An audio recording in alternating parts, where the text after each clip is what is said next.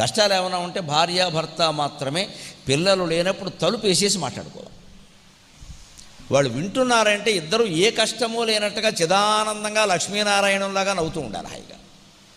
మా అమ్మ నాన్న ఎప్పుడు మాట్లాడుకున్నా చిరునవ్వుతో హాయిగా మాట్లాడుకుంటారండి అని పిల్లలు అనుకోవాలి. మనం దిగులు మనస్సులో ఉన్నా సరే బయటికి వ్యక్తం కాకూడదు పిల్లల ముందు. పిల్లలు నీరసపడిపోతారు. ఎందుకంటే అమ్మ నాన్న అంటే వాళ్ళ దృష్టిలో మామూలు కాదండి, చాలా పెద్దవాళ్ళు. వాళ్ళకి అంతకంటే ఆదర్శ పురుషులు, ఆదర్శ మానవులు ఎవరు లేరు ఇక్కడ. మా అమ్మే ఆదర్శం, మా నాన్నే ఆదర్శం అనే ధోరణితో ఉంటారు వాళ్ళు.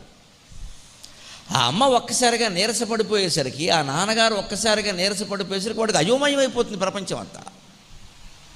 ఈరోజు పత్రికల్లో మీరు చూసి ఉండొచ్చు, అమ్మా నాన్న ఇకనైనా మాట్లాడుకోండి అని ఒక అబ్బాయి చచ్చిపోయాడమ్మా. చచ్చిపోయాడు. కాలేజీలో చదువుతున్న అబ్బాయి, చిన్నపిల్లాడు కాదు.